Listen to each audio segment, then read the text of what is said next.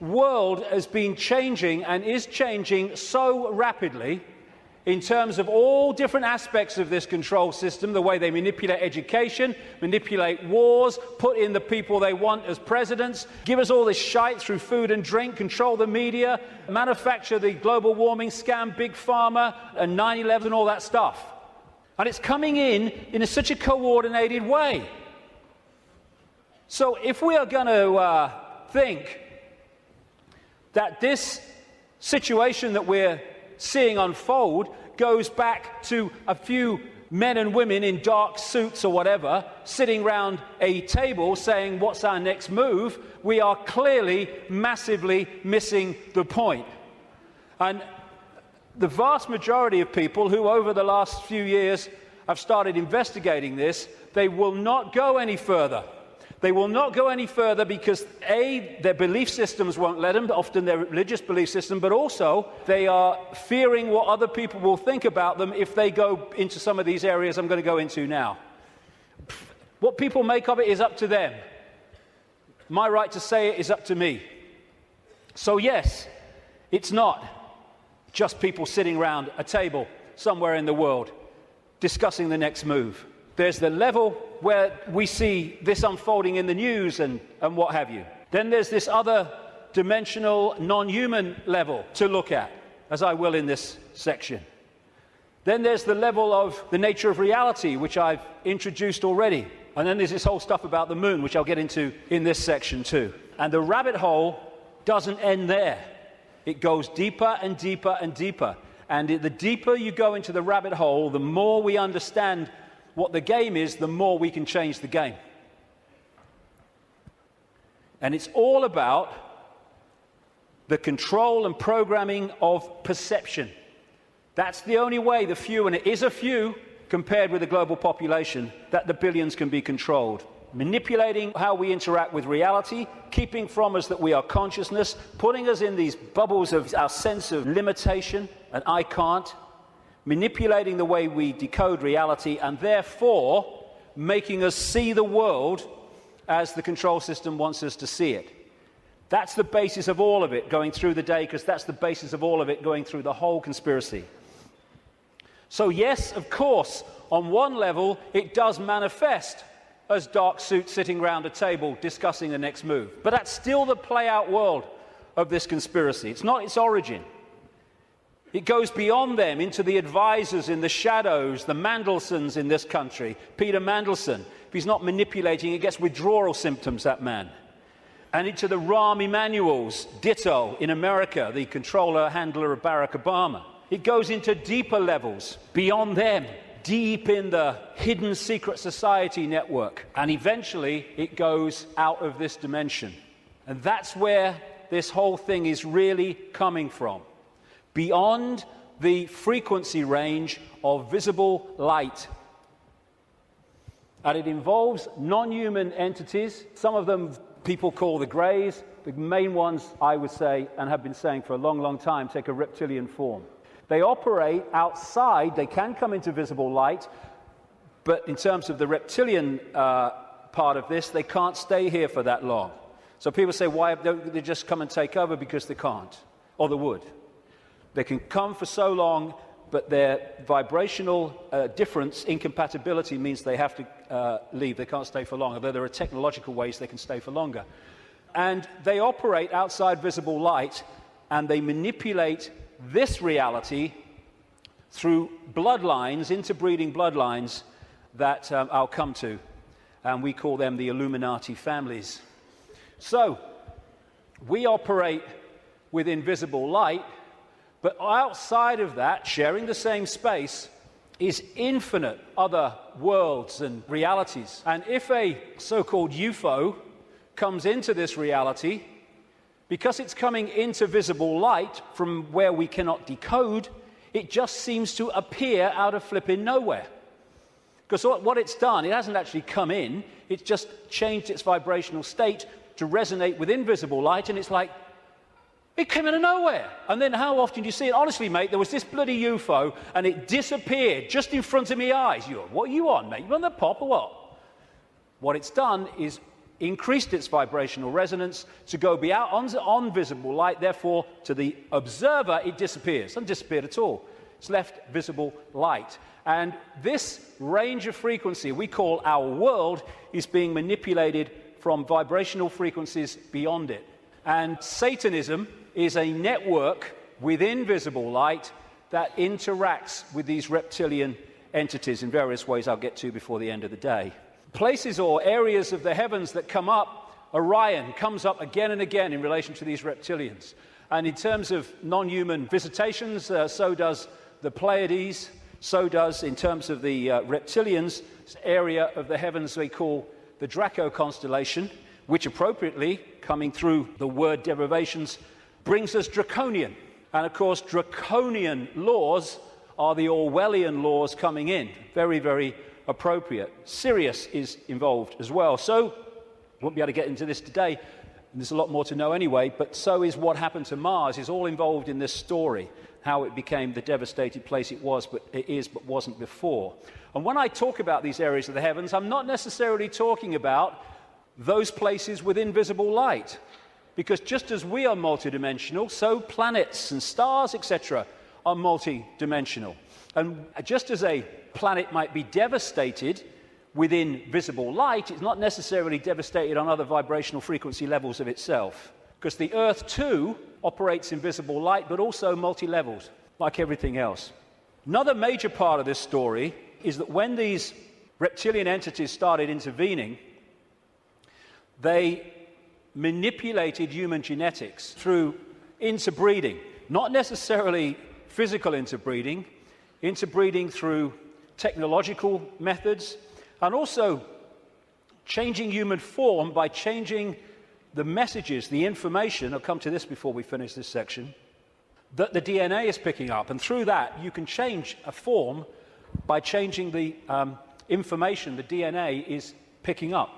And it's no accident that humans have massive, fundamental reptilian genetics.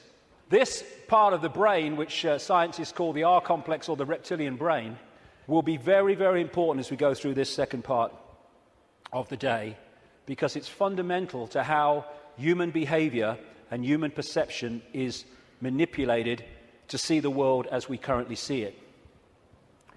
This interbreeding is talked about and recorded all across the world in the ancient accounts.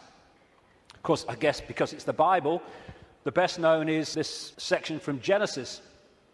There were giants in the earth in those days, and also after that, when the sons of God came unto the daughters of men, and they bare children to them.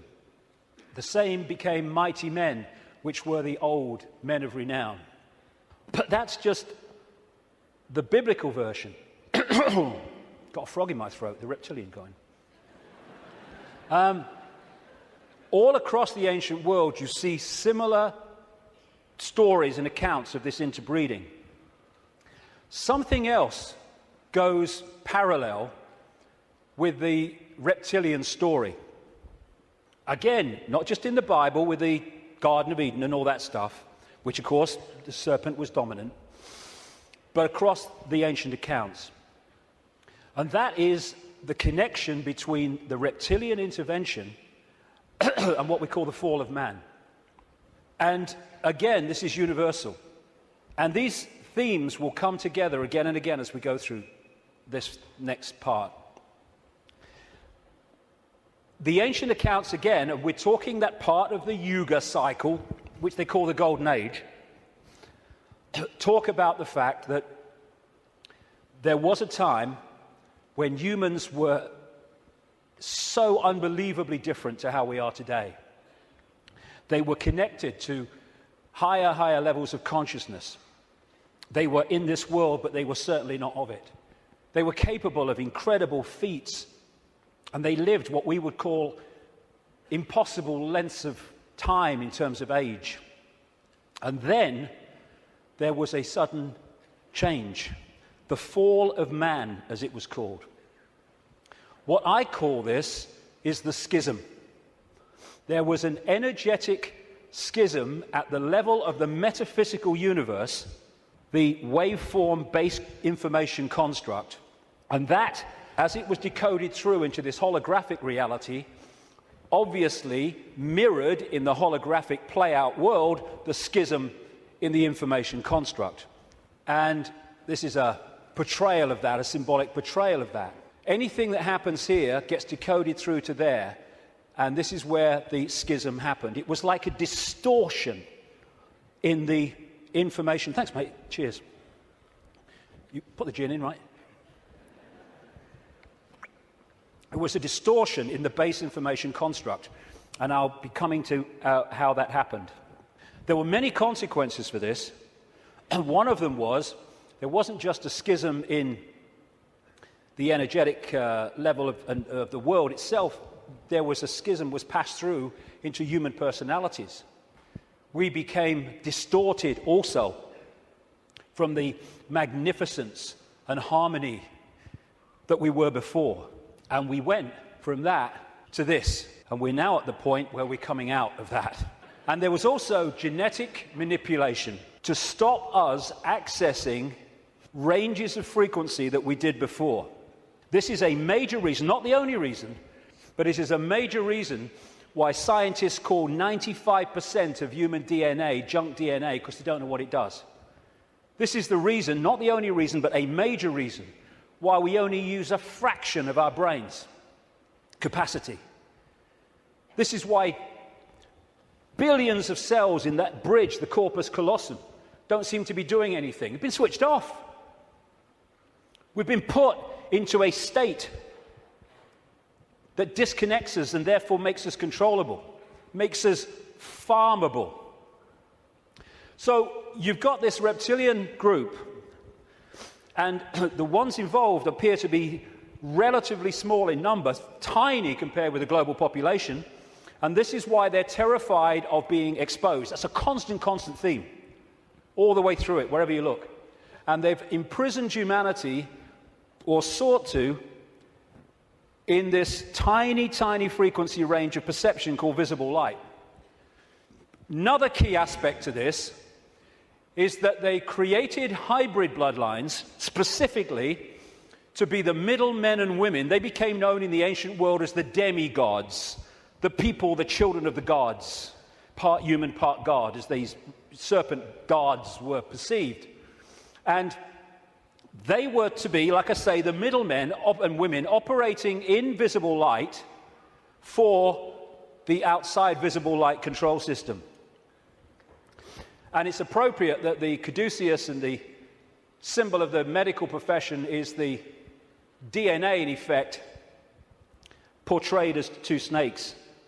Because to these reptilian geneticists who were far ahead of where we are in the public arena in terms of genetics and understanding, the DNA is a software program. And so they manipulate it for their own means. And this is crucial to understand the world that we live in.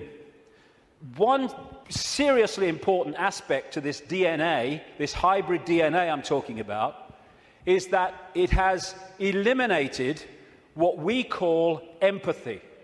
The ability to decode the emotion of empathy. Empathy is the fail-safe mechanism of all behavior. If I can empathize with the consequences for others of my actions, that limits and balances my actions. If I have no empathy because I cannot empathize, then there are no limits. There is nothing that won't do. 3,000 dead on 9/11, who cares? Who cares? That's what we're dealing with. And this is vital to get across. If we look at this information on the basis of thinking, I wouldn't do that, so they wouldn't do it, then we're going to miss the plot completely. Because that's not like that. No, you wouldn't do it. They would, and have no emotional comeback whatsoever.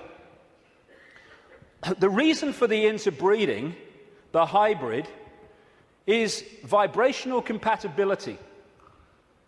These hybrids have a greater infusion of reptilian DNA than the general population, although we have a lot. And therefore, the resonance is sympathetic to the resonance of these entities operating just outside visible light.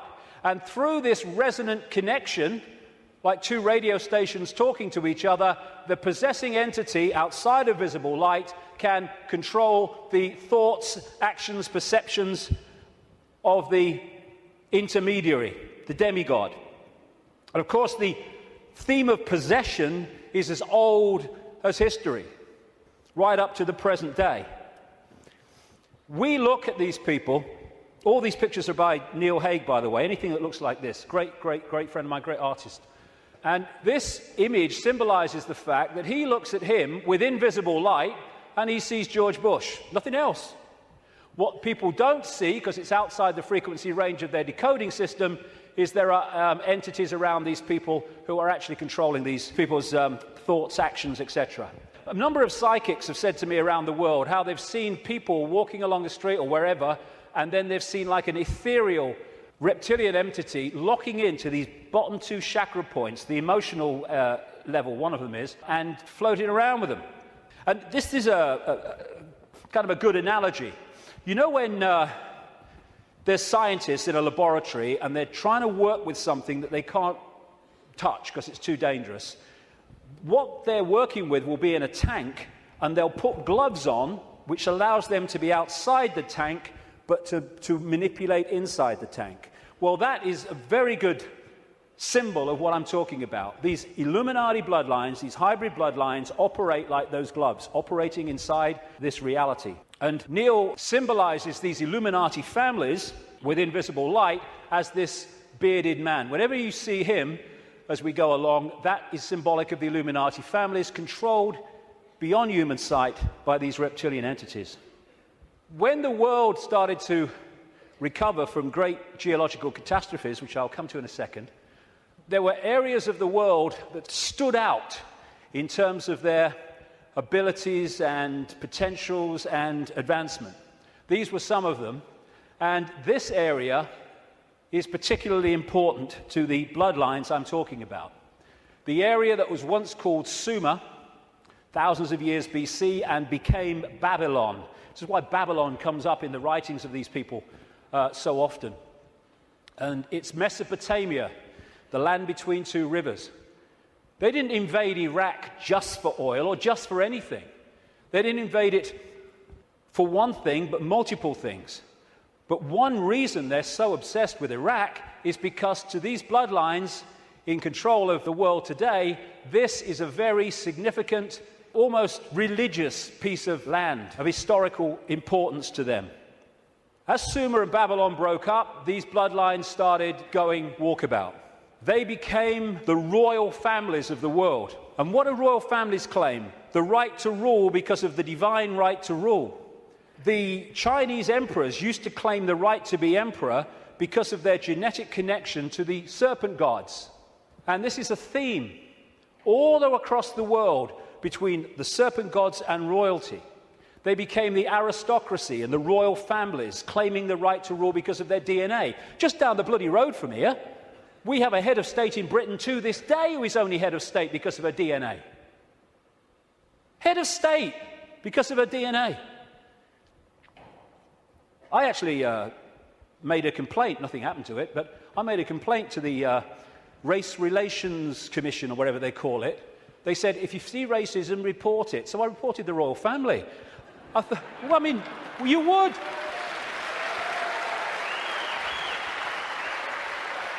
You would.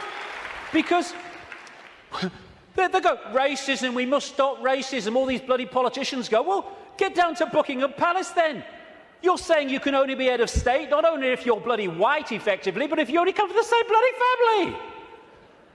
Ridiculous. Anyway, it's always been and it still is.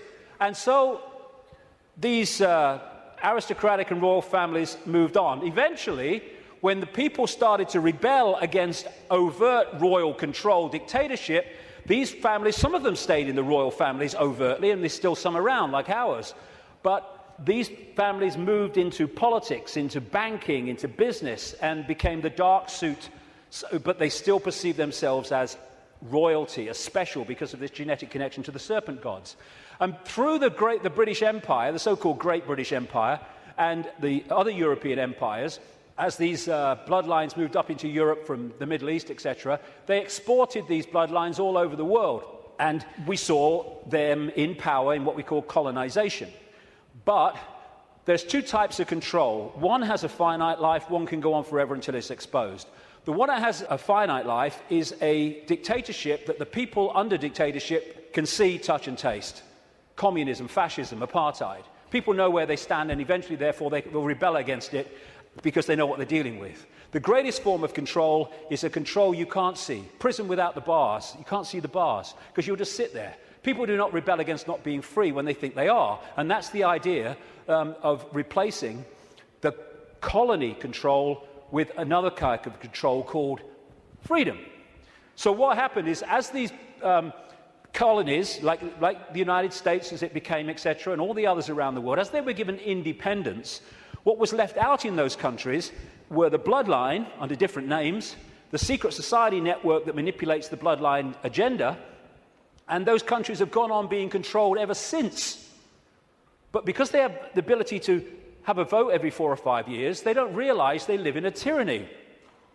And that's how it works, the prison without the bars, and until it's exposed, it'll go on forever. And so these kind of people, especially the Rothschilds, they are major, major players in this. They are the middlemen for the manipulation of this reality from these entities mostly outside of this reality. And what they've created is like a global transnational corporation. What you have with a corporation is you have a headquarters somewhere in the world, and then in each country you have subsidiary companies of that headquarters, that central point. And all the subsidiaries in the world carry out the policy of the central point. Well, what these Illuminati hybrid family networks have done is create exactly the same, but instead of companies, they are secret society networks. So you've got the center of the web in Europe, for historical reasons, at operational level anyway, places like London, not the British government, the secret society center in London. In Rome is another one, the Roman Church, Rome, and other points in Europe. And then in each country, you have families from the network in those countries whose job it is to run the networks that control that country's business, banking, politics, media, all of it. And so what you have is, from this central point in Europe, the center of the web, all these different places and countries all over the world then impose on their country what is being dictated here. And that's why, as I travel around the world, I see the same things being introduced in different countries at the same time, overwhelmingly justified by the same excuses. It's all a global network. It can be symbolized too as a web, like I say, with the Rothschilds real close to the spider, and all these different strands on the web are different secret societies, different semi-secret societies, transnational corporations, and all the rest of it. So when you see all these different names of these corporations that dominate the world in so many ways, and the pharmaceutical cartel and the oil cartel and all the rest of it, the biotech cartel, they're all different names or different masks on the same one face. And so you have this structure where outside of visible light, you have the reptilian control system, comes down through the Illuminati families, and they control the people in power to push the world in a certain direction. Another way of looking at it here. You see, all these different people, these fight among themselves and all the rest of it, though if it gets out of hand, they get sorted. So these sit on the top of all these different countries. They control these different areas of their societies, and the people are then played off against each other. These buggers don't go to war, they tell these buggers to go to war. And if we stop going to bloody war, game over. But we do. Ridiculous. That's part of becoming conscious.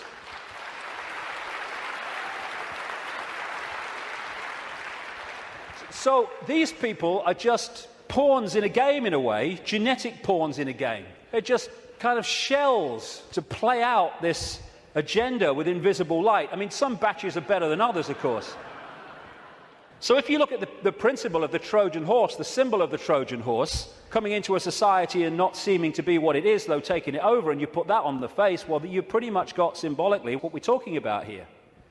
People send me pictures from around the world and stuff that they find on the internet and elsewhere, which have a kind of reptilian feel about them. I'm not saying these are reptilian eyes, it could be a trick of the light, but I've used it because it gives an indication of the number of people that have told me this all around the world, from all walks of life, how they've seen people shift from a human to a reptilian state, and especially the eyes are the first to go. They describe how the pupils become reptilian. And interestingly, a great friend of mine has an associate who, I don't agree with it, but he's been doing a research project to develop iris scan technology, and it led to him looking very deeply into 2,300 eyes. And he said he knew nothing about what I'm saying, probably never heard of me.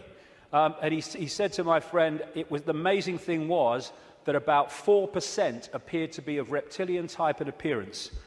And that is a recurring number. In my research anyway, 5% seem to be of this hybrid nature. So these people are reptilian hybrid human reptilians. And you look at the eyes, but behind the eyes are something else.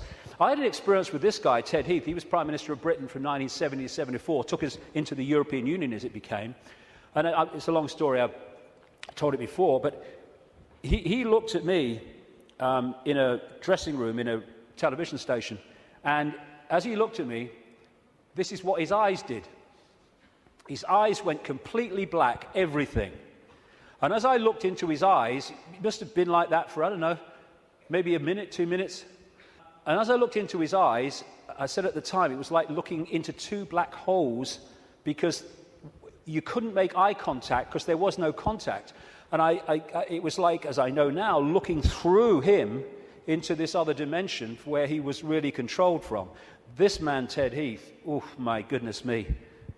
My goodness me. The children that guy has tortured and killed. And I've been saying this since 1998 in print, and he was alive for many, many, many, many years after that. And nothing happened. Why? Because it's true. And so these people are like hiding behind human form. And hey, I rest my case. I rest my case.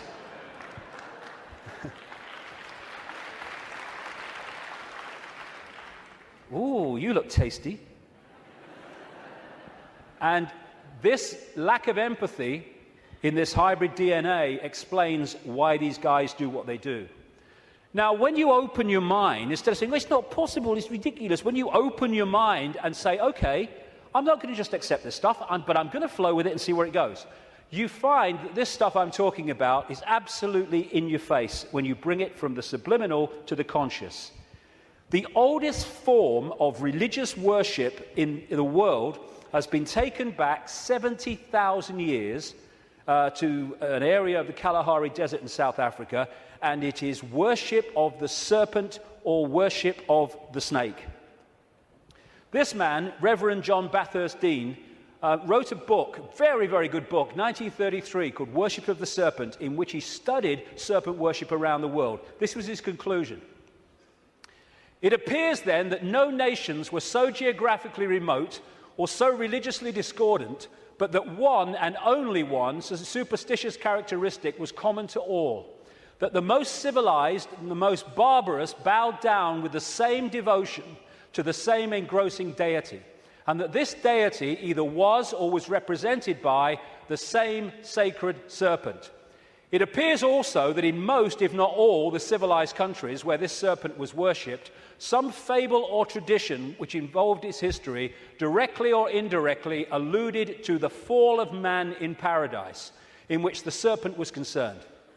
What follows then, but that the most ancient account respecting the cause and nature of this seduction must be the one from which all the rest are derived, which represent the victorious serpent, victorious over man in a state of innocence, and subduing his soul in a state of sin, as he would call it as a reverend, into the most abject veneration and adoration of himself.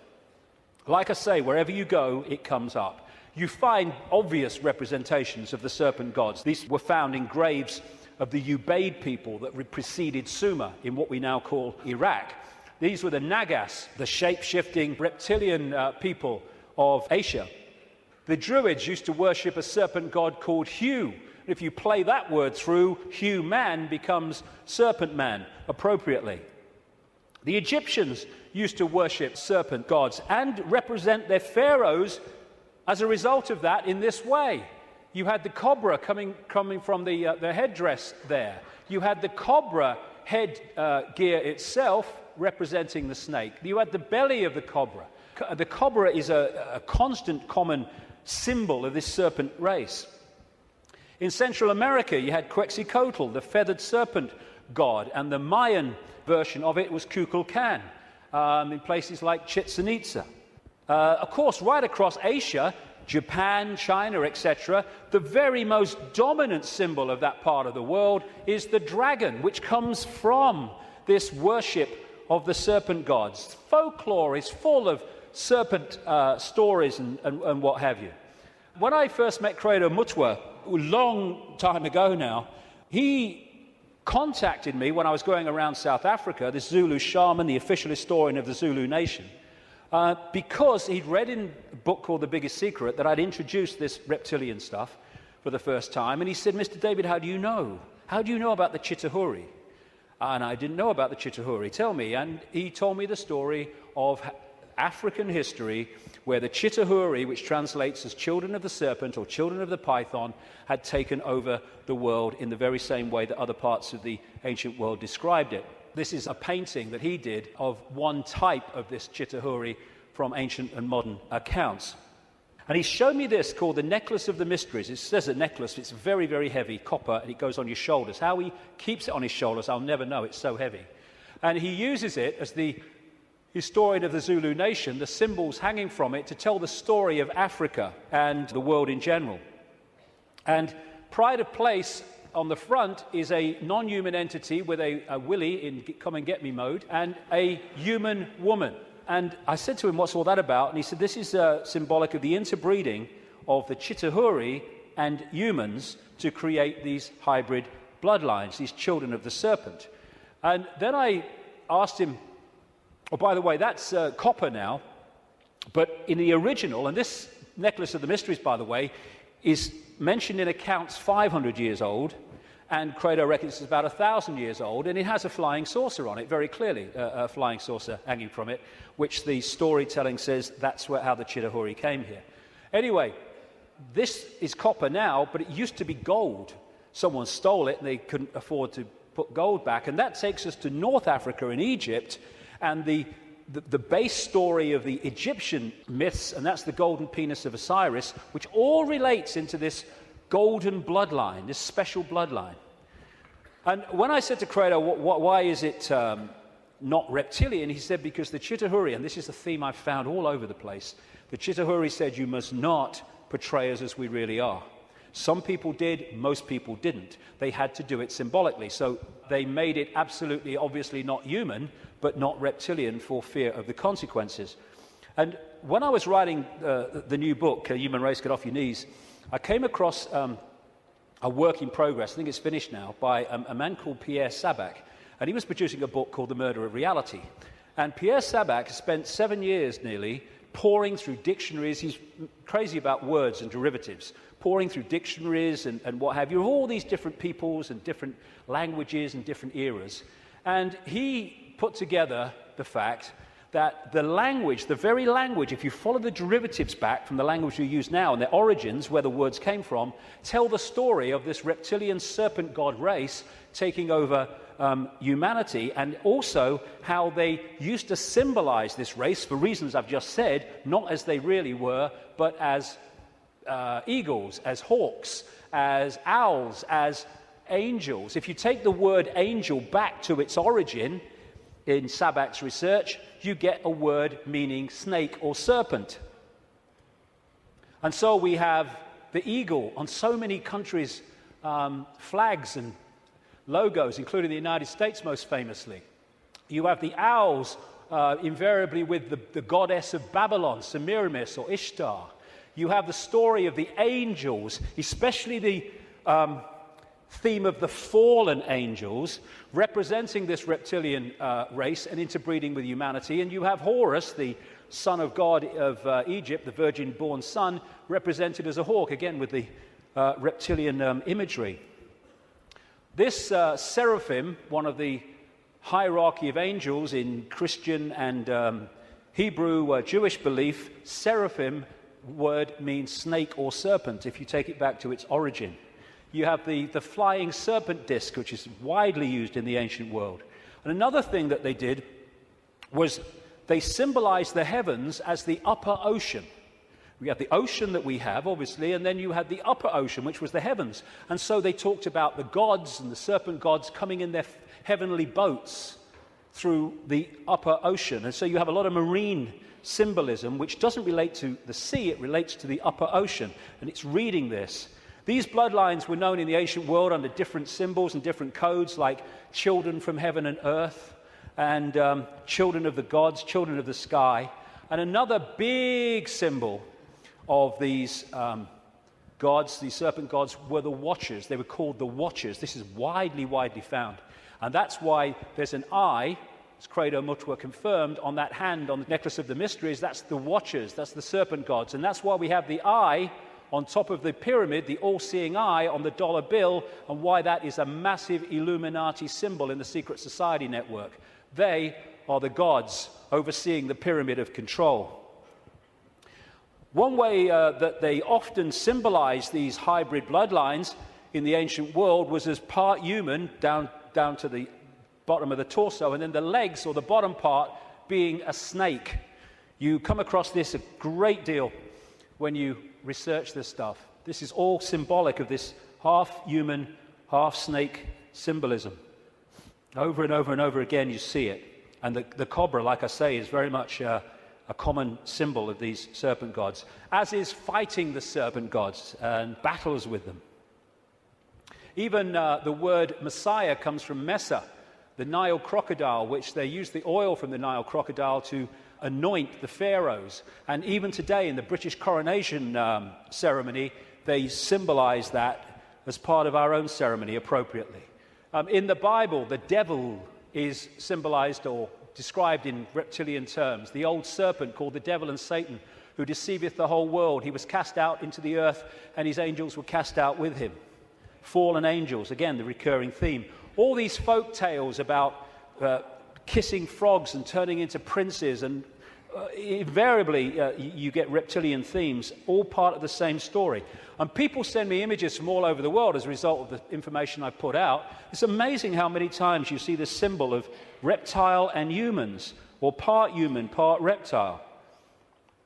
Or overseeing the gargoyles in the palaces and castles and churches of this elite are symbolic of that. And of course, over the last, 20 years or so, there's been a massive reptilian symbolism in children's stories and children's entertainment.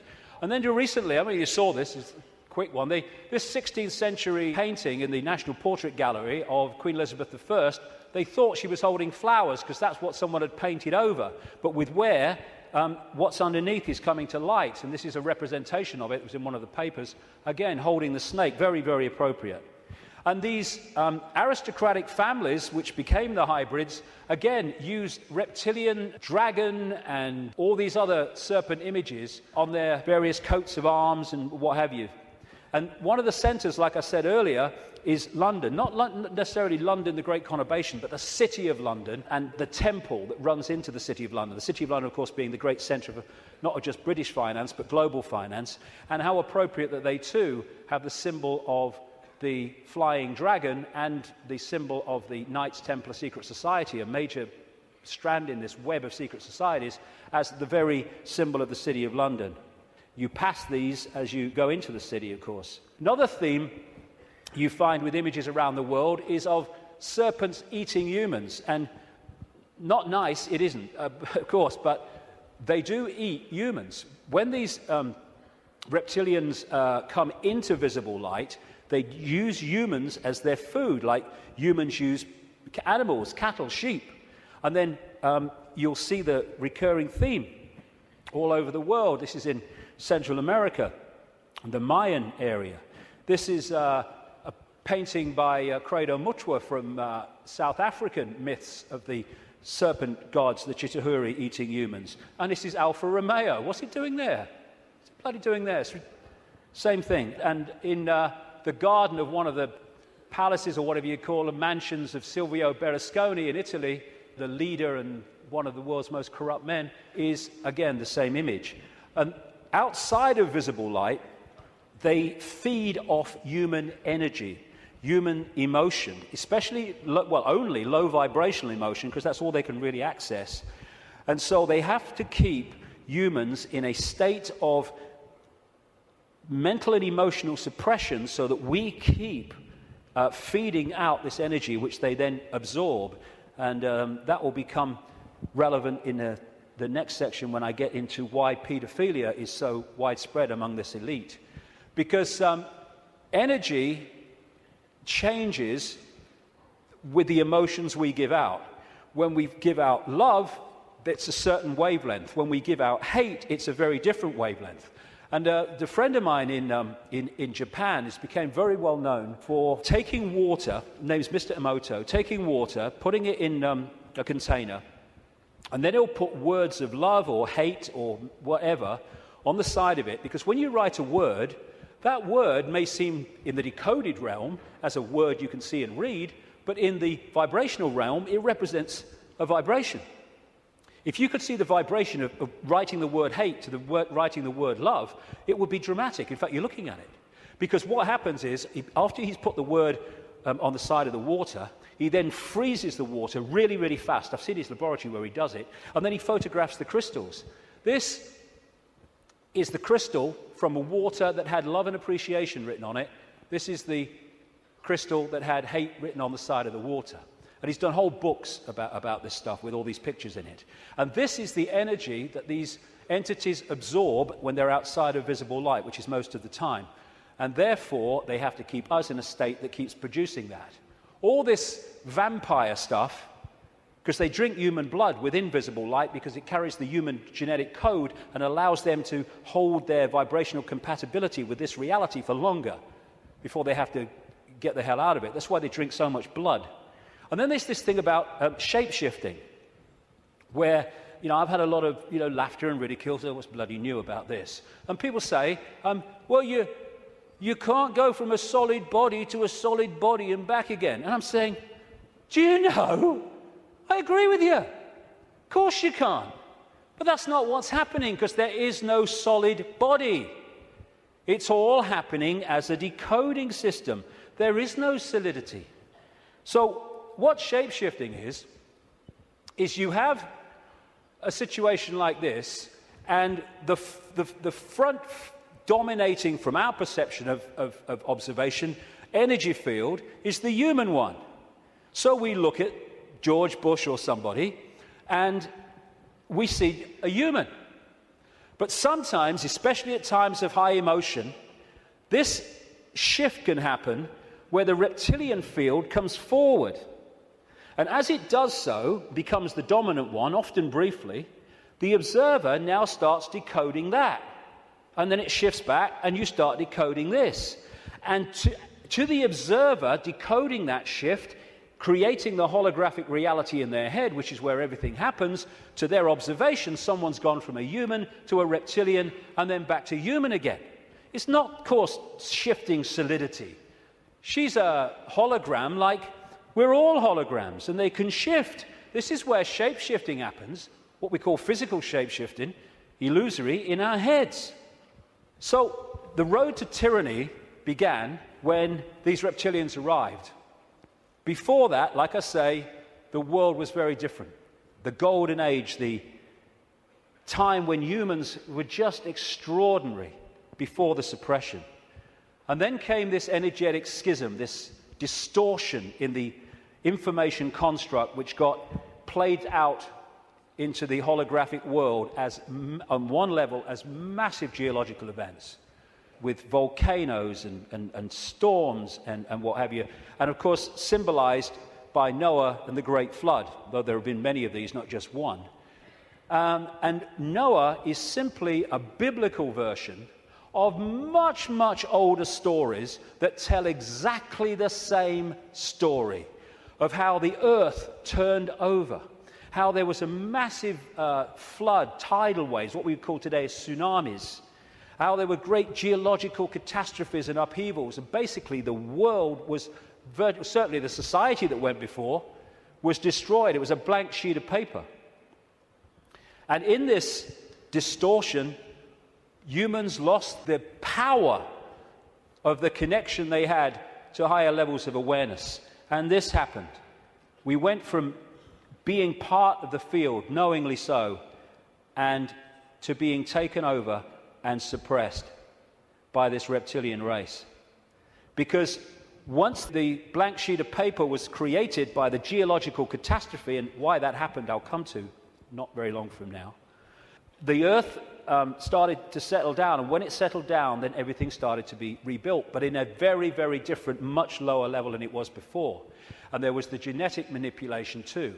And in China, unlike most other countries, you can't access vast tracts of the internet because the computer system has been firewalled off to stop Chinese people accessing that area of the internet that the authorities don't want them to see.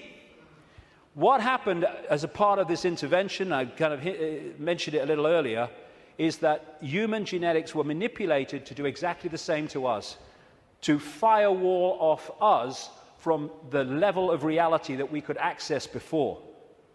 So we went into this prison called visible light that we've been in ever since, and particularly isolated in the left side of the brain so that we only perceive through the five senses, and we can only see structure and language and a hierarchy and all that stuff, and our potential dramatically reduced.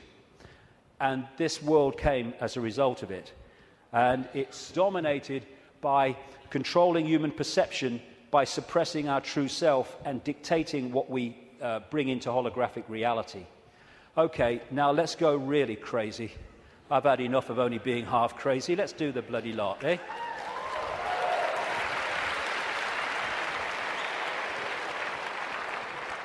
What I want to say before I go into this is this.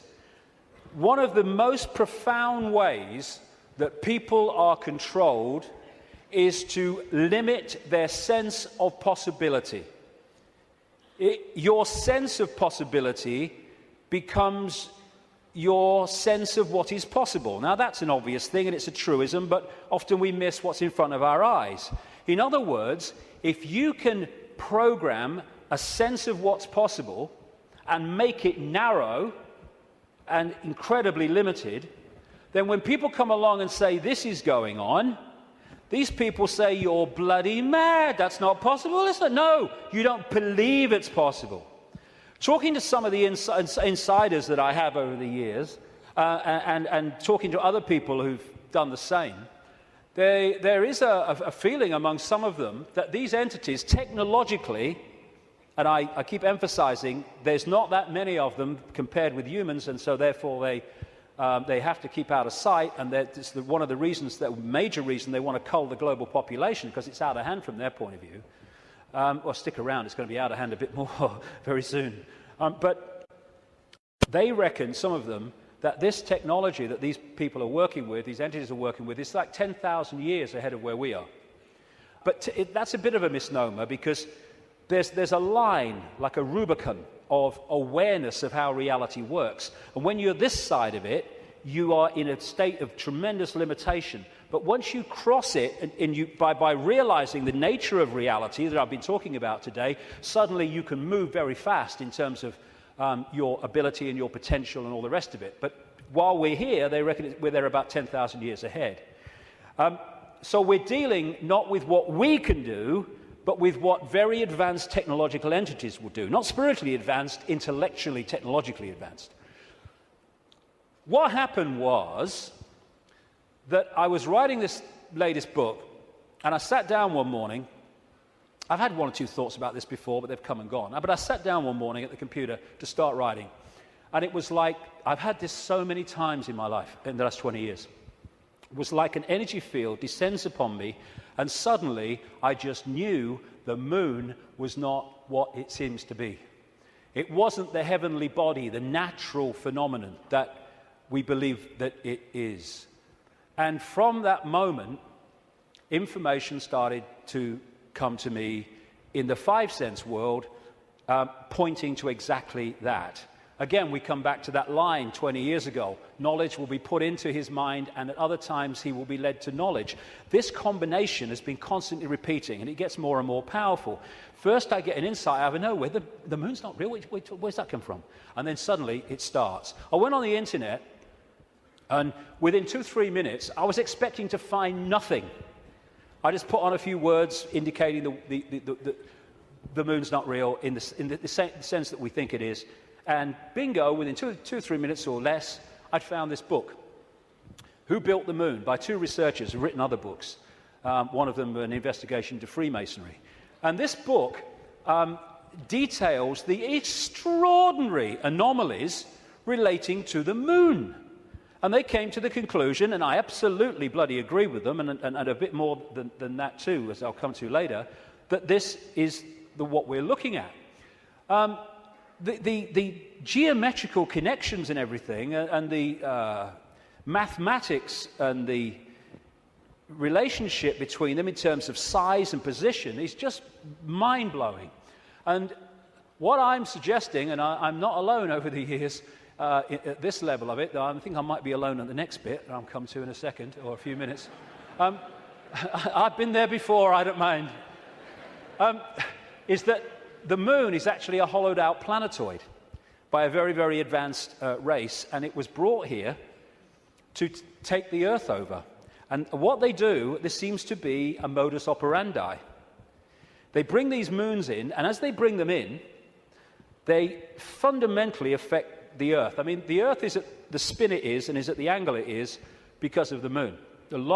Massively so, anyway, because of the moon. So when they come in, bingo, things change, and the society that was there before ain't there anymore. And then gradually they take them over in ways that I'll come to.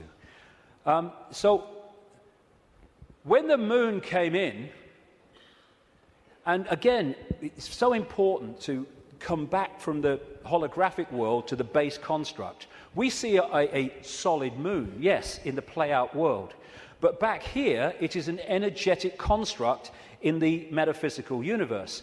And as it came in, and other things that happened, which I talk about in the book, it created this distortion in the information construct of the waveform information base of this universe. And as it did so, it was played out here in all this catastrophe and stuff that I talked about and the ancients talk about. It was played out as this great geological catastrophe and the great flood and all the rest of it. And what is a common theme that they talk about, the ancients, in relation to this? The earth turned over. And you think, how the freaking hell can the earth turn over? Well, what happened? What happened when the moon came in, the earth turned over? It's at an angle that it is today because of the moon. And so the distortion brought an end to the world that was there before, and we basically went back to rubbing sticks together because of what happened. And that distortion was played out in the human mind, the human perception, the human psyche, and we completely changed our perception of the world and who we are, where we are. So in Who Built the Moon, like I say, I do recommend it, the way it looks at the anomalies and everything, and the connections between these three bodies. And these mathematical, geometrical connections only apply to these three bodies in the solar system. They don't play out against the other planets, just these three. And the moon is so perfectly positioned that because of where it is, when we have an eclipse, it is the same size as the sun. That's why we have the eclipse. And the authors of Who Built the Moon say this: the moon is bigger than it should be, apparently older than it should be, and much lighter in mass than it should be. It occupies an unlikely orbit and is so extraordinary that all existing explanations for its presence are fraught with difficulties, and none of them could be considered remotely watertight. When you go on and you say, where'd the moon come from, you get this story. And like so much in what we call science, that people take it as fact, it's actually a theory which repeated becomes fact. But then you go back and you find that it's a theory. And the first one is the moon was created by what's known as the whack theory, or the big whack theory. And that is that a Mars-type planet came in, smacked the Earth, great chunk came off, and became the moon. When the physics of that didn't work out, they came up with the double whack theory, where the Mars-type planet hit the Earth, bit comes off or whatever, and then the Mars-type planet thinks, well, I'll give him one with the right, I'll give you one with the left, comes back and whacks it again, the old 1-2. Talk about bloody desperate. And the truth is, and honest scientists will tell you, they have no bloody clue where the moon come from, and it shouldn't, by physics, be there. This guy, Isaac Asimov, a Russian professor of biochemistry, did a lot of writing on this sort of stuff, and he said this, quite rightly: we cannot help but come to the conclusion that the moon by rights ought not to be there. The fact that it is one of those strokes of luck almost too good to accept. Small planets such as Earth with weak gravitational fields might well lack satellites. In general then, when a planet does have satellites, those satellites are much smaller than the planet itself. Therefore, even if the Earth has a satellite, there would be every reason to suspect that at best it would be a tiny world, perhaps 30 miles in diameter. But that is not so. Earth not only has a satellite, but it is a giant satellite, 2,160 miles in diameter. How is it then that that tiny Earth has one? Amazing. Some scientists don't even talk about a planet-satellite relationship, but a planet-planet relationship. The moon's bigger than Pluto. The best explanation for the moon is observational error. The moon doesn't exist, that scientist said. Another one from NASA: it seems easier to explain the non-existence of the moon than its existence. And then we get the hollow moon. This is what I'm saying, and others have said, is that it's a hollowed-out planetoid. In November 1969, the moon was hit by a lunar module to the equivalent of 1 ton of TNT. The shock waves built up, and NASA scientists said the moon rang like a bell. Maurice Ewing, a co-director of the seismic experiment, told the news conference, "As for the meaning of it, I'd rather not make an interpretation right now, but it is as though someone had struck a bell, say in the belfry of a church, a single blow, and found that the reverberation from it continued for 30 minutes. It got a bigger smack eventually, which I'll come to. Frank Press from the Massachusetts Institute of Technology, MIT, said that for a rather small impact to produce an effect that lasted for 30 minutes was quite beyond the range of our experience. This is a guy called Gordon MacDonald. He said in the early 1960s, it would seem that the moon is more like a hollow than a homogeneous sphere. And this guy from MIT said the lunar orbiter experiments had vastly improved knowledge of the moon's gravitational field and indicated the frightening possibility that the moon might be hollow. Now we'll come to this bigger whack.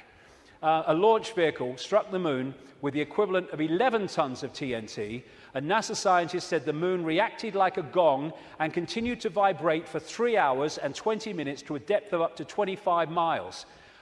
Ken Johnson, a supervisor of the Data and Photo Control Department during the Apollo missions, told Who Built the Moon author Alan Butler that the moon not only rang like a bell, but the whole moon wobbled in such a precise way that it was almost as though it had gigantic hydraulic damper struts inside it.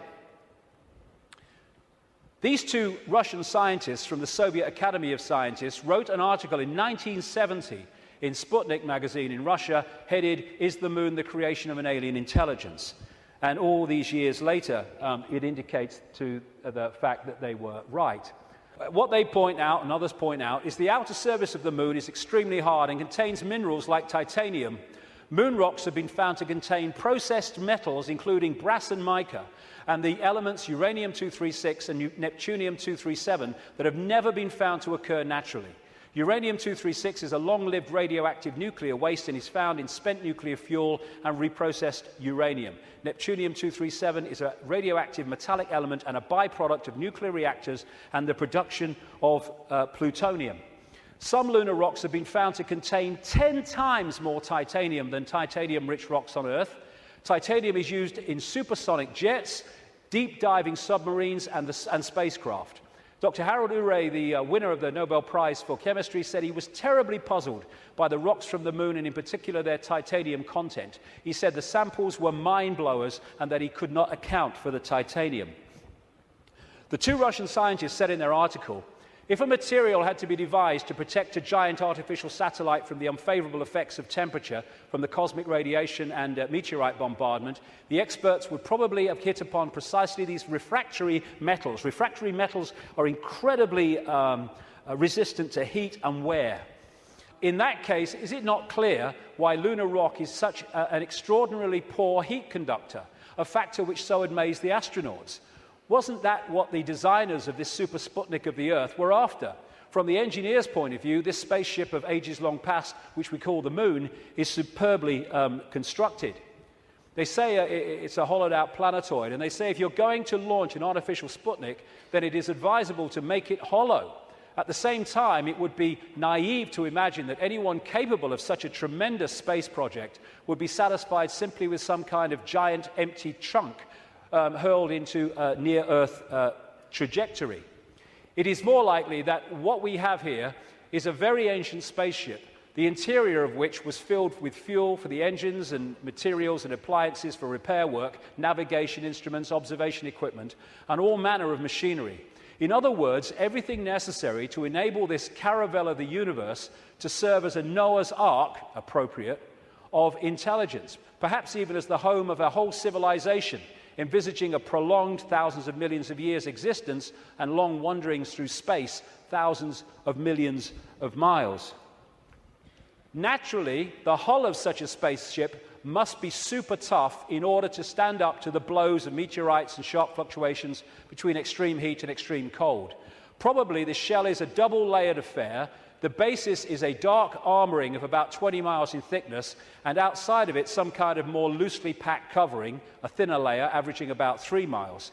In certain areas where the lunar seas and craters are, the upper layer is quite thin, in some cases non-existent. And as this scientist said, the Moon is made inside out. In other words, what's on the outside should really be on the inside, and that supports the idea of a hollowed-out planetoid. So, when I started to put this together, and there's a lot more of this in the new book, I then called the oracle in South Africa, Crater Mutwa, and I found Zulu legends to be incredibly accurate with their symbolism. And this is the thing, symbolism. You get these anthropologists and people, they go around and they look at these shamans and these ancient stories, and they take the blooming things literally. Now, like I said earlier, we now have the tools which make it easier for us because technology is mirroring reality, therefore we have the analogies. When these ancient stories were put together, they didn't have that. They had to try to get their point across in simple ways that people of that time could relate to. So they used symbolism. So when I read around Crater Mutwa, I didn't tell him anything that I'd put together or come across or thought. I just said to him, can you tell me any Zulu legends about the Moon? And he said, yes, we consider the Moon to be an egg. Now, when you take that literally, you say, the Moon's an egg, the anthropologists, the primitive people you know. But no, they symbolize it as an egg for a reason. And this is what he said. The legends, the Zulu legends, say that the Moon was brought here hundreds of generations ago by two brothers, Wawani and Umpanku, who were the leaders of the Chitahuri. They were known as the Water Brothers and had, quote, scaly skin like a fish.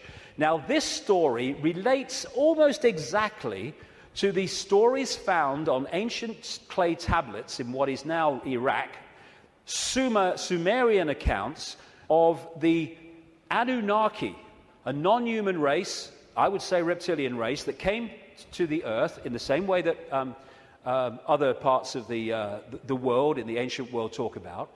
And the Anunnaki, according to these accounts, were led by two brothers called Enki and Enlil. And at least one of them, Enki, was symbolized under another name too as in relation to water, exactly the same as this. Zulu legends tell of how Wawani and Umpanku stole the Moon in the form of an egg, and this is why they symbolize an egg, not because they're primitive, from the great fire dragon and emptied out the yolk until it was hollow. They then rolled the Moon across the sky to the Earth and caused cataclysmic events on this planet. Zulu legends also say that the Chitahuri threatened to move the Moon if humans didn't do what they said because of the devastation that would cause.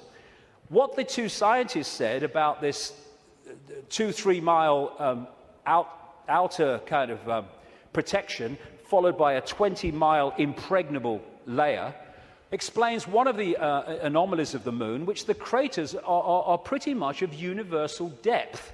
Even though the scale of the impact and the size of the crater can be massively different, the depth is about the same, really, within a very short ratio. And that's, the scientists say, because it goes into the outer layer, the kind of buffer, but it can't go further than this inner protection layer that is impregnable.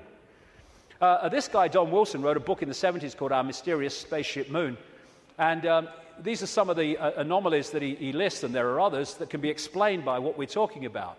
Why the moon is a freak world, too big and too far out to be a natural satellite of Earth.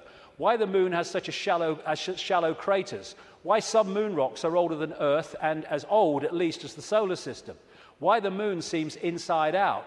Why the moon vibrates like a huge gong, transmitting tremors great distances around and through itself. How the moon can produce so many contradictions of data and findings.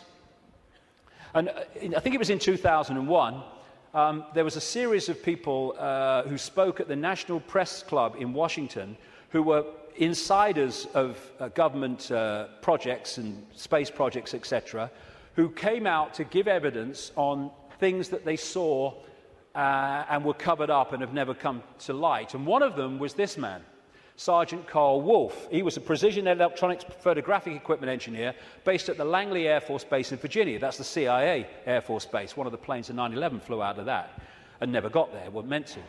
But what he told at the press club was that he was called across to part of this base where they were putting together what they called mosaics. As the craft were flying over the moon and photographing it, they were taking different photographs and piecing them together to complete the landscape.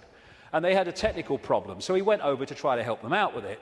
And then a guy there who was working with his mosaics showed him something of interest. And this is what he said at that presentation in Washington. Then he pulled out one of these mosaics and showed this base, which had geometrical shapes that were towers.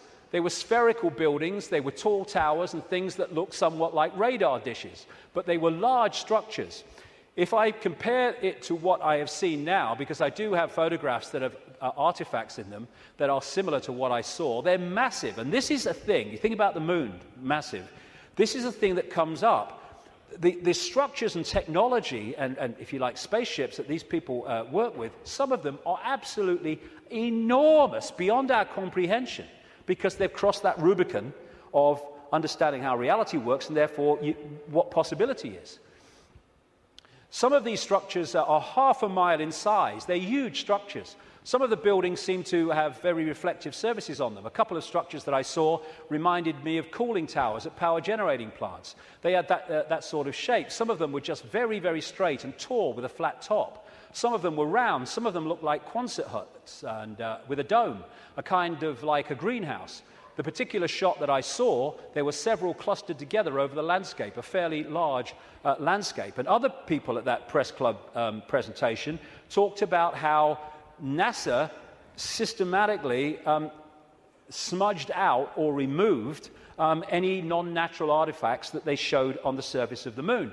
And this documentary called Moon Rising, you can watch it on YouTube, I think, looked at photographs taken by something called the Clementine mission in 1994, I think it was, which took 1.8 million photographs, digital photographs of the moon.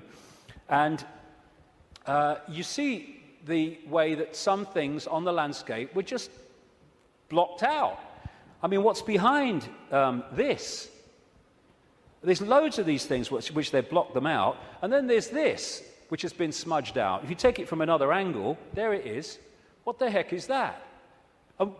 One of the kind of astounding things in this documentary is that they said they took this picture to a photographic expert who's worked with NASA, and he estimated that this was 10 times the size of Los Angeles. Because you're dealing with phenomenal understanding of how to create this technology. because of the understanding of reality. And whatever it is, it certainly doesn't seem to be natural. You've got all these other things kind of smudged out, and you can only see even the smudging in close-up. And what I came across when I was putting this together is the Death Star in Star Wars. Now, George Lucas, as I've been saying in my books for years, is a massive insider in a galaxy far, far away. I don't think so. I don't think so. This is much closer to home. And, of course, in the Star Wars movies, the Death Star it looks very much, of course, like the moon, and it was constructed to move in on planets and take them over in the same bloody way that I'm talking about in relation to the moon, and there's more to know too. In many ways, this is so symbolic of what we're looking at here, and that's no accident with George Lucas involved. And interestingly, this is Mimas, a genuine moon of Saturn, and there's the Death Star. I found that quite interesting when you put them together. Anyway, there was also talk, and more recently there's been further talk in the last few weeks, that one of the moons of Mars, Phobos, is a hollowed-out asteroid. This guy said a long time ago, in '63, chief of applied mathematics at NASA, that Phobos might be a colossal base orbiting Mars, and like I say, that's come back into the debate that it could be. And again, one of the Star Trek episodes was about a hollowed-out planetoid that became, in effect, a spacecraft, a world, and inside it. And so much of this science fiction that puts this stuff in our face as fiction ain't fiction at all. They're getting it from fact. So, like I say, there's not just incredible synchronicity in mathematics and size and position between these three bodies, but as the authors of Who Built the Moon point out, there's great synchronicity between things like Stonehenge and other megalithic structures and these three bodies, particularly the moon. And one of the things they point out is that the measurement, which a guy called Alexander Thom came up with, an engineer who studied all these sites in Britain and Europe, like Stonehenge, called the megalithic yard, which is a kind of a certain length. And he said that all these major, especially Stonehenge and things like that, broke down into these megalithic yard mathematics. And what the authors of this book are saying is that the moon breaks down to the same mathematics, which is what they say. This all seemed very odd. The megalithic structures that were built across Western Europe were frequently used to observe the movements of the sun and the moon. But how could the unit of measure upon which these structures were based be so beautifully integer to the circumference of these bodies as well as the Earth? Well, maybe because those that built Stonehenge and these megalithic structures in the ancient world, some of which we'd struggle to build now, were also those controlling the moon. And okay, this could be controversial, but, you know, I've been known to be. I think that these structures were put there to suppress the Earth's energy grid for reasons I'll come to in a moment, because we are interacting with this energy field all the time. And how do you control all the fish at once? You control the sea they're swimming in. And the way to control humanity and suppress humanity is to suppress the energy field and the energy and information available in that field that we can access. And these fantastic structures were not done by humans alone, let's say that. Now this is where I am probably alone for the moment. I don't think I will be forever, but there you go. When I was, I do this more in detail in the book, but I'm trying to connect dots here. What I came across when I was putting all this together, again, was something I've termed the moon matrix. The first section today is absolutely crucial to understanding how this can work. The moon matrix is a broadcast frequency coming from the moon, which has, in effect, hacked in to the human body computer and to the virtual reality universe in general, and has created a sub-reality within the wider virtual reality. Because, I keep saying it, but it's important, We see the moon as physical, but actually its base construct, like everything else in this reality, is waveform information.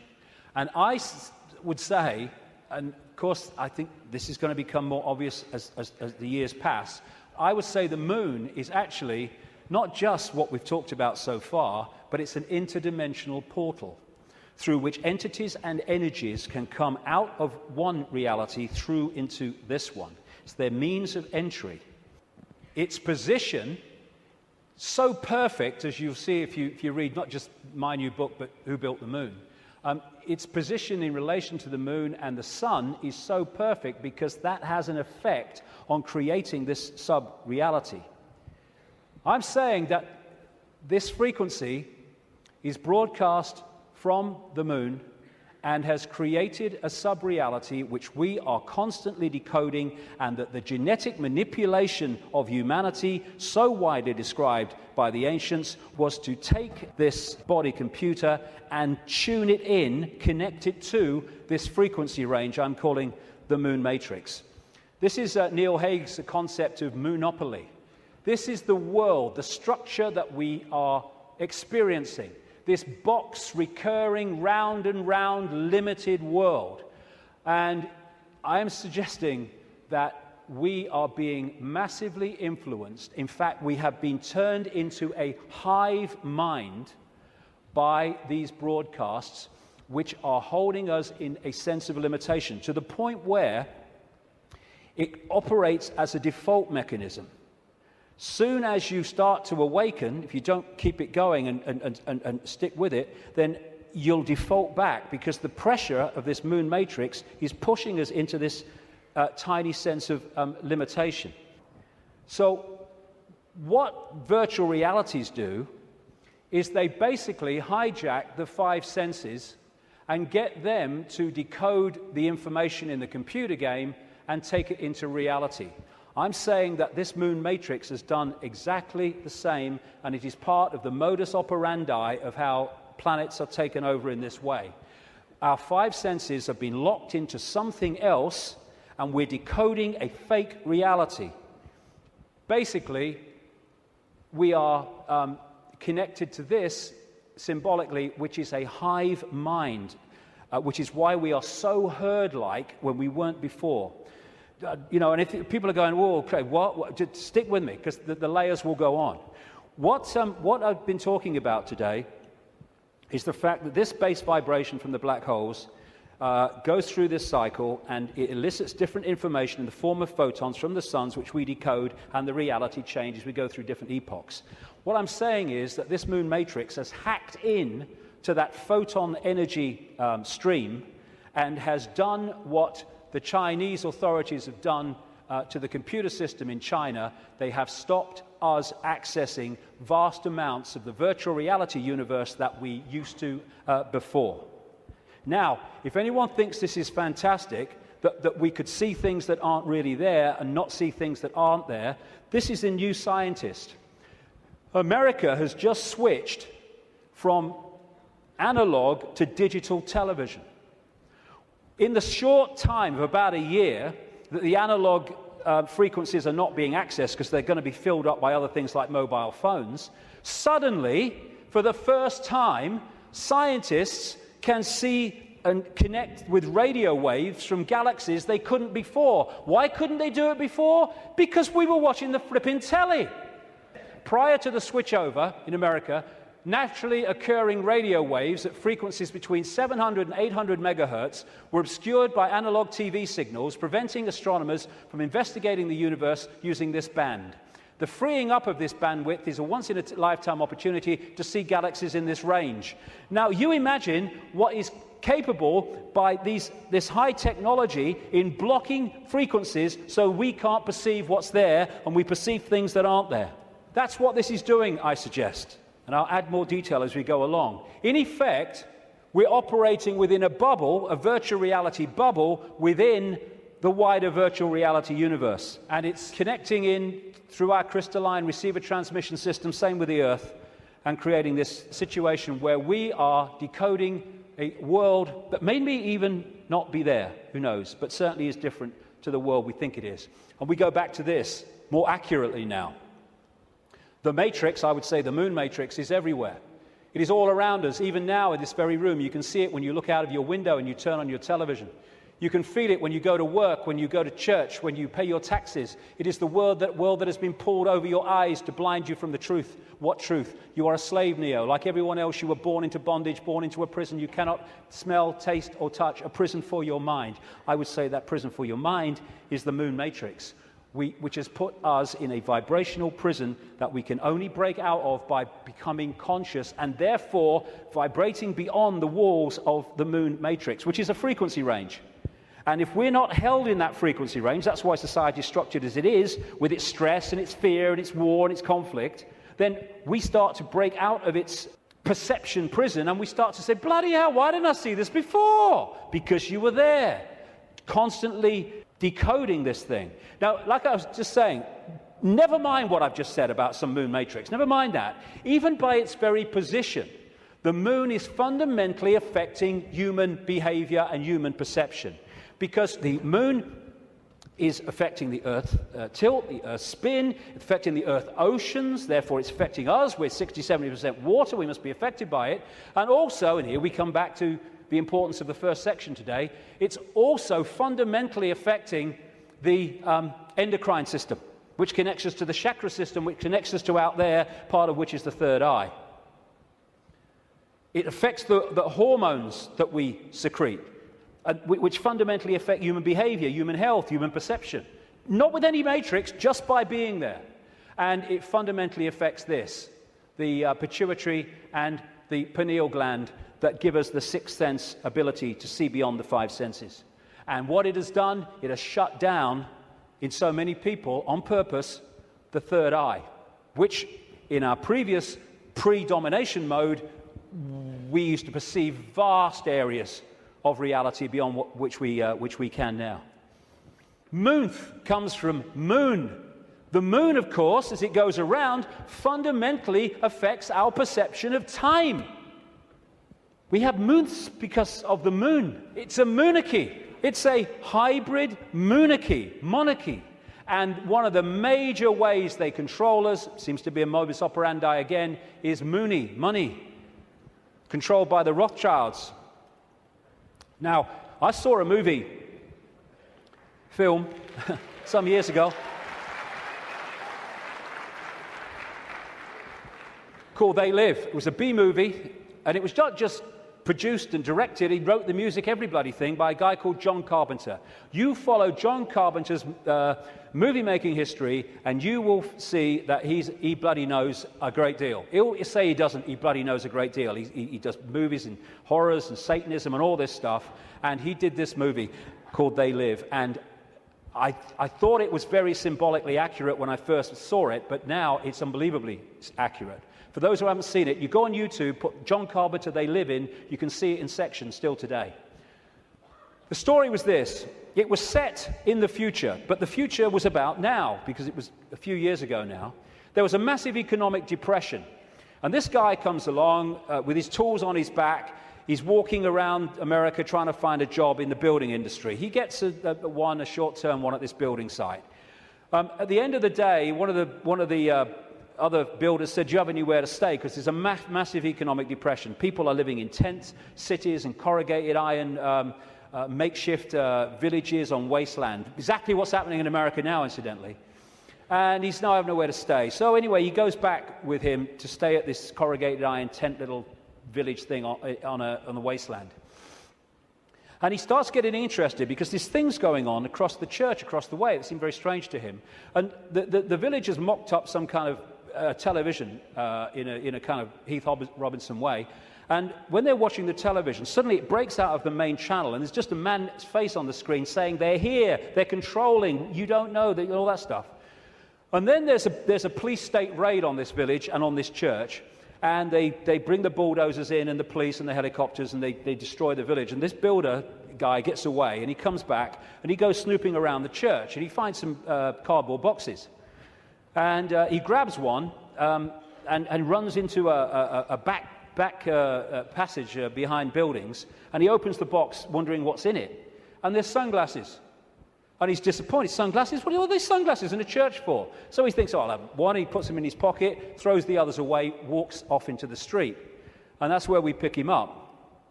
When he puts these sunglasses on, suddenly the world looks very, very different. It looks like this. He starts to realize that there are people that look human to his naked eye that are anything but human when he puts these sunglasses on. Not only that, where he's seeing adverts with his naked eye, drink Coca-Cola, holiday in Jamaica or whatever, what he can see with the glasses on is subliminal instructions: conform, stay asleep, consume, watch TV, submit, and all the rest of it. All on levels that he can't see.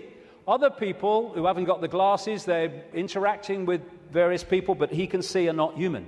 He looks at the president making a speech. He's not human when he looks at him through the glasses. Same with a number of people in law enforcement. Newsreaders were the same.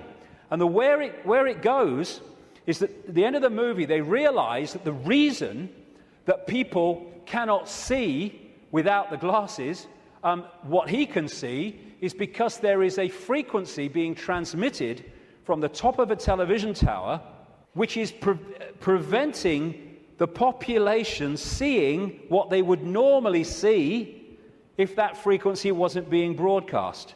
And what they do is they break the broadcast frequency, they stop the dish working, and people are sitting in bars, and suddenly they can now see the guy next to them's not human. What a bloody laugh that would be, wouldn't it? And there's people out having sex and then realizing, hey, I didn't really come home with you. Tell you the funny thing, a lady in Canada told me this story happened to her. I spoke in Canada years ago now, and I met this lady. She was a power-dressing businesswoman, you know, very of this world. But she'd had this experience, and she was shaking when she told me the story. She said that she got this boyfriend who had a dark side, she said, that he knew about and he was trying to deal with. And they come home, and they go into the bedroom, and there was a shelf at top of her bed, and standing there was the book, The Biggest Secret, which for the first time I introduced this reptilian thing. He then goes crazy, she said, when he sees the book. And he got her to throw it away. Oh, what are you reading that rubbish for? And all that stuff. Mind you, he's not alone in that. And then they start having sex. And he's kind of on top of her. And she said, I had my hand on the bottom of his back. And suddenly he started getting very, very violent. And I started getting frightened. And she said, then my hand was pushed back. And she said, I looked over his shoulder. And my hand had been pushed back by a tail. He sprouted a tail. She said, I screamed, threw him off. And for a second or two in front of me, he was totally reptilian, and then morphed back to human and ran out of the house, never seen him again. But these bizarre stories that are bizarre to our reality, I've been told all over the world by people from all different walks of life, people in the Swiss banking system and all that stuff, all different kinds of people.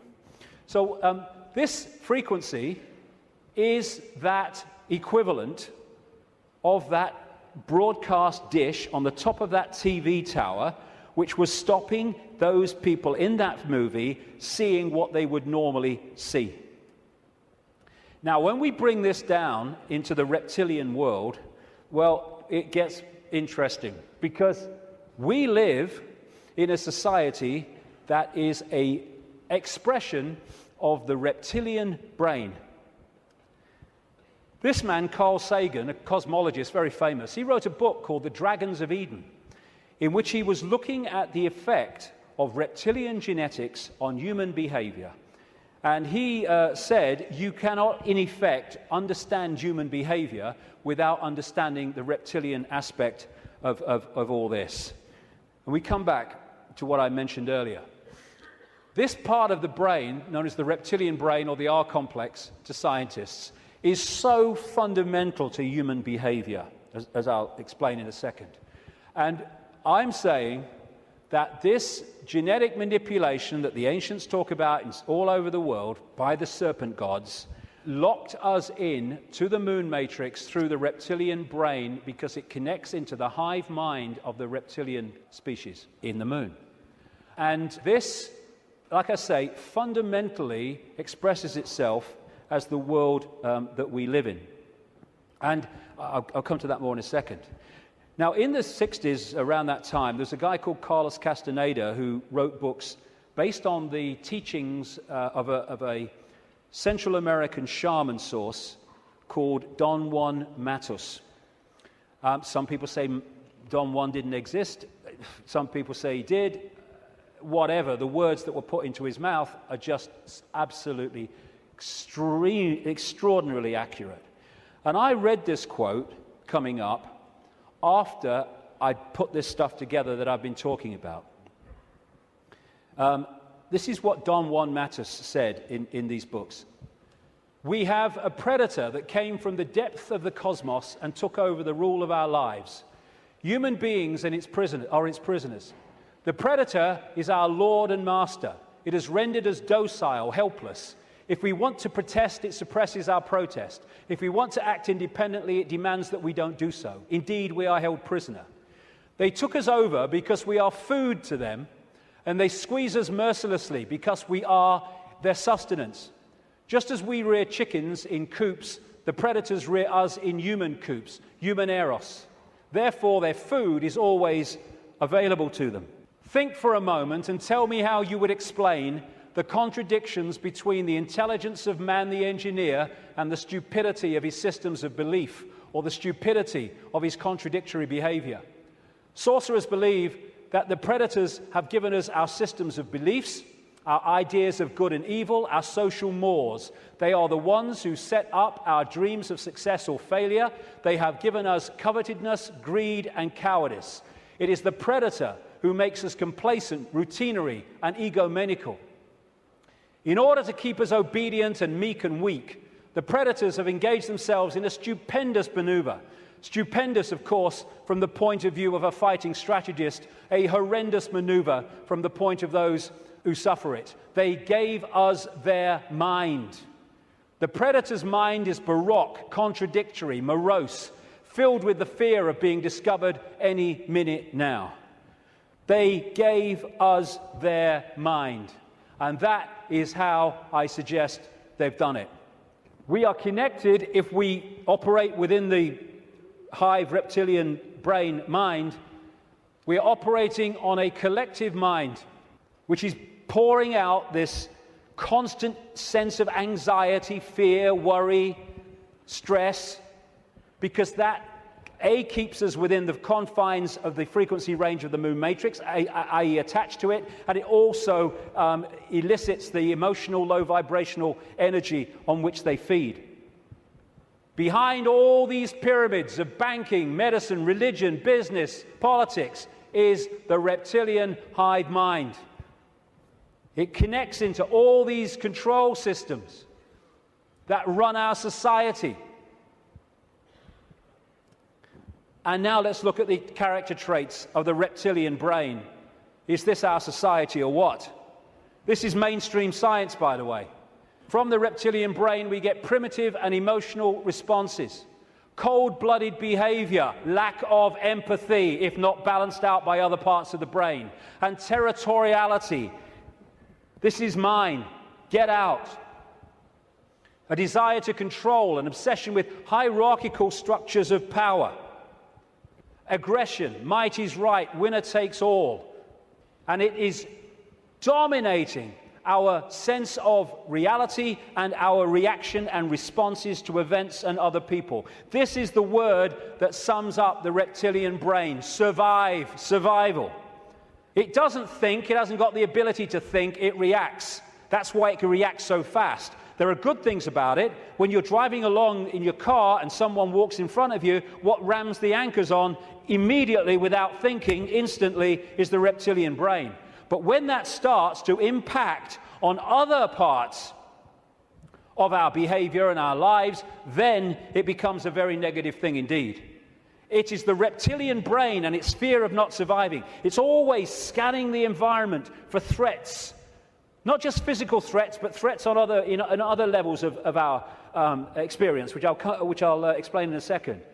And therefore, the targeting of the reptilian brain and the constant triggering of it is what gives us this constant fear, this constant stress, worry that goes on in all areas of our lives. Will I meet the rent at the end of the month? Oh my God, will I lose my job? Oh my God. And the more that we can be put in fear, here we go, the more we operate in the reptilian brain. That's why we're constantly given reasons to fear and to be anxious. Be afraid, be very afraid. The big bad monster's coming as soon as we've invented him. And when he's gone, we'll have another. Terrorism! Ah! Global warming! Ah! Swine flu! Ah! The economy! Ah! I don't look like her! Ah! I don't look like him! Ah! Constant reasons to fear.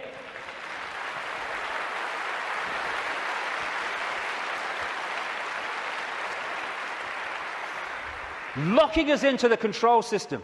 And it's not just physical survival.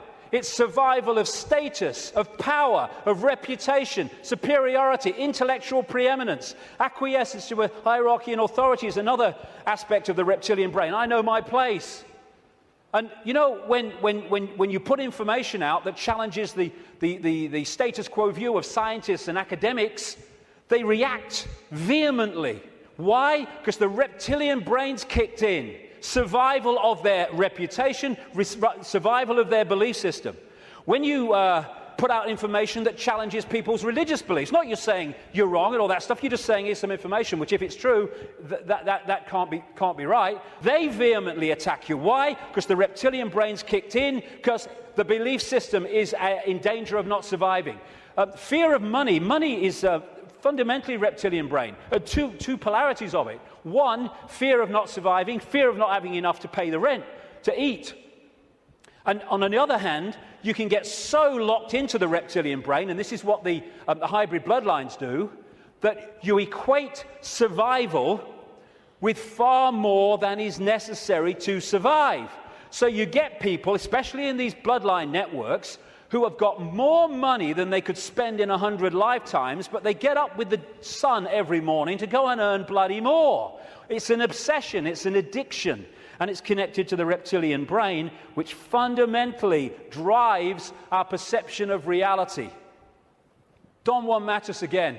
I know that even now, though you never have suffered hunger, you have food anxiety, which is none other than the anxiety of the predator who fears that at any moment now its maneuver is going to be uncovered and food is going to be denied. Through the mind, which after all is their mind, the predators inject into the lives of human beings whatever is convenient for them, and they ensure, in this manner, a degree of security to act as a buffer against this fear. Sorcerers of ancient Mexico reasoned, here we go, that man must have been a complete being at one point, with stupendous insights, feats of awareness that are mythological legends nowadays. And then everything seems to disappear, and we now have a sedated man. What I'm saying is, what we have against us is not a simple predator. It is very smart and organized. It follows a methodical system to render us useless. Modus operandi, done it many times. Man, the magical being that he is destined to be, he's no longer magical.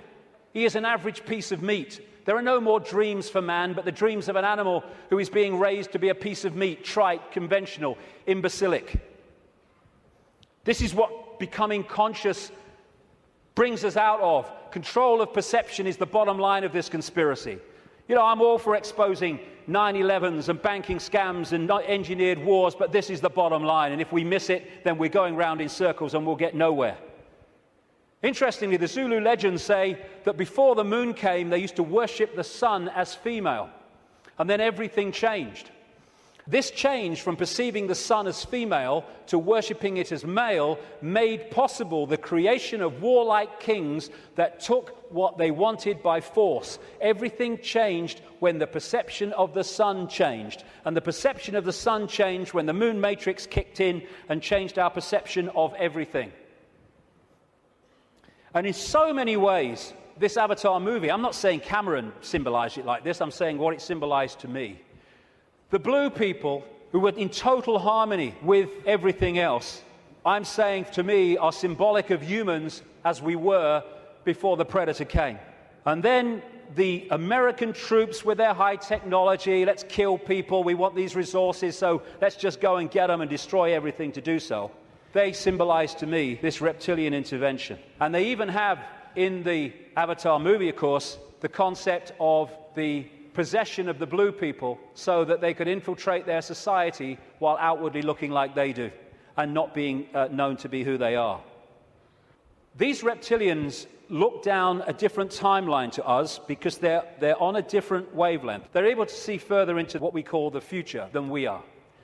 And therefore, if you access this network of secret societies, especially the inner circle, you can access the projected future of human society which this is planning. Therefore, you can write prophetic novels which further down what we call the timeline turn out to be staggeringly accurate. All you need to do is to access that projection. And you do it by accessing the Secret Society network. This, the Fabian Society in London, created in 1884, is one of those societies. The deeper inner core that have access to that timeline and that projected agenda. And this guy was one of them, a Fabian. And that's the Fabian logo, by the way. The wolf in sheep's clothing. Perfect. Perfect. It created, in effect, the Labour Party in Britain, and it influences massively the left, not only the left, but what we call the left centre of politics, not just in Britain, but in other countries. Australia, too, for instance, very, very powerfully. When people have said to me in the past, you know, what's planned, I've said to them, well, you can read two books and see it, just put them together.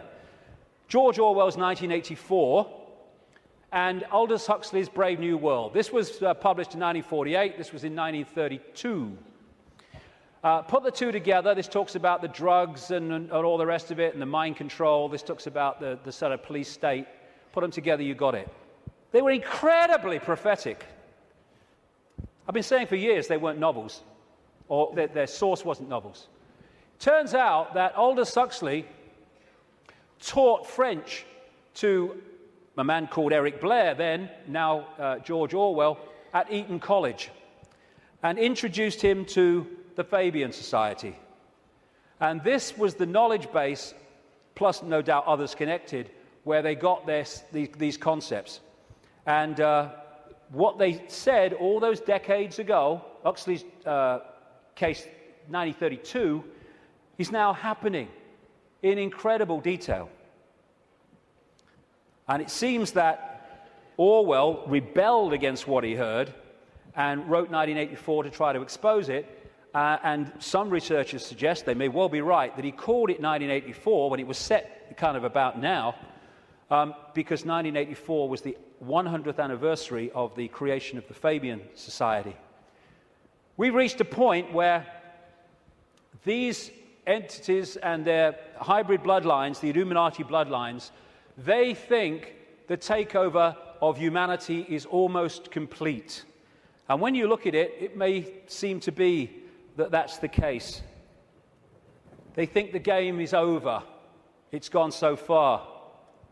They must be bloody joking. These people...